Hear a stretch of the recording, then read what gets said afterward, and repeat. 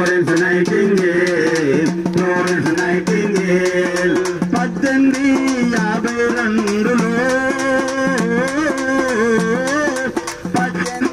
1852లో